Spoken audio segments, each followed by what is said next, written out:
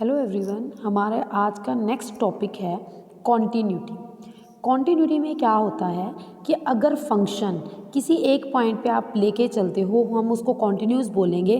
उसकी अगर लिमिट जो है फाइनाइट आ जाए, डेफिनेट हो, रियल हो, उसकी लिमिट एग्जिस्ट करती हो, ठीक है, और जो हमारे पास लिमिट है वो फंक्शन की वैल्यू के इक्वल आ जाए, तब हम उसको बोलते हैं कॉन्टिन्यूस। ठीक, तो डेफिनेशन सेकंड ये भी कहती है कि अगर right hand limit, left hand limit और सिंपल लिमिट फंक्शन की इक्वल है तो वो फंक्शन होगा आपका कॉन्टिन्यूस।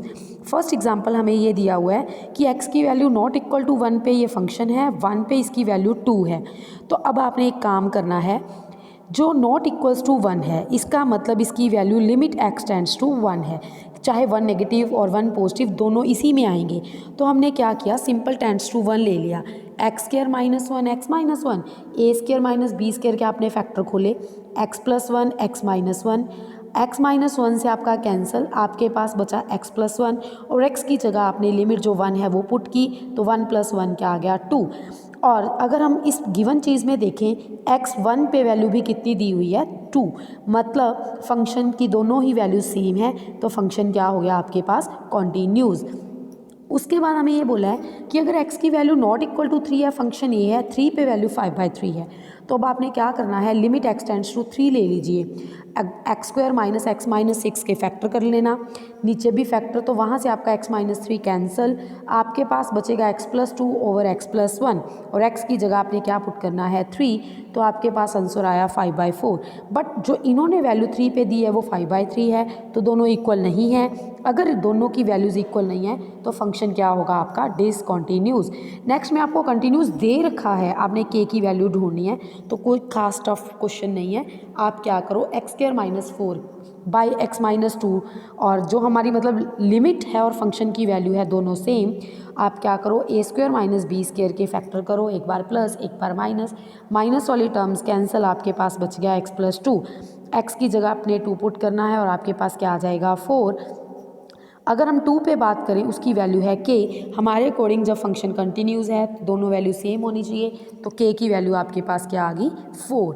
ठीक है, नेक्स्ट में आपको क्या दिया हुआ है, आपको डिस्कस कॉन्टीन्यूटी डिस्कस करनी है एट 1। अब देखिए x जो है 1 से लेस है, x 1 है और 1 से ग्रेटर है, इसमें आप left hand limit, right hand limit दोनों ही लेके चलोगे।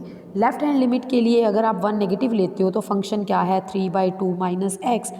अब x की जगह आपने 1 माइनस एच पुट करना है, उसके बाद h की जगह आप क्या पुट करोगे 0। ठीक, तो वहाँ से आपकी वैल्यू आ गई 1/2।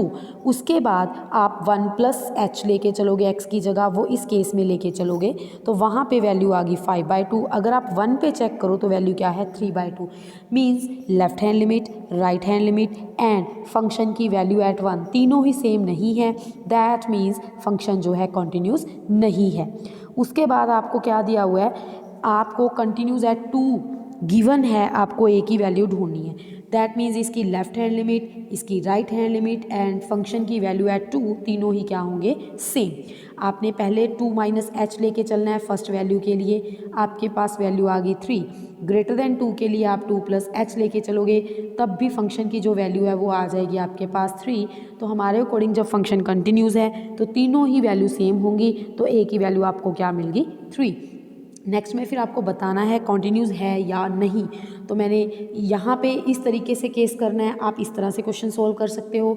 अदरवाइज आप क्या लेके चलो, एक बार 2 नेगेटिव एक बार 2 पॉजिटिव। फर्स्ट केस के लिए जब आप 2 नेगेटिव लेके चलोगे तो आप 2 माइनस एच पुट करोगे, 2 माइनस एच माइनस 2 का modulus over 2 minus 2 plus H हो जाएगा, 2 से 2 कैंसिल, 2 से 2 कैंसिल, ऊपर वाले में मॉडुलस है प्लस हो गया, नीचे वाले में मॉडुलस नहीं है, तो इस पूरे फंक्शन की वैल्यू आ गई आपके पास 1।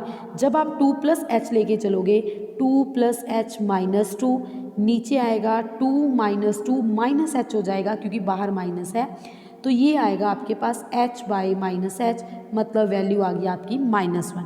तो दोनों ही वैल्यू सेम नहीं है, इसका मतलब जो ये फंक्शन है वो क्या आ गया आपका डिसकंटिन्यूअस। इस तरीके से आपका 4th chapter limit and continuity, function, limit and continuity तीनों ही टॉपिक्स कंप्लीट हो चुके हैं।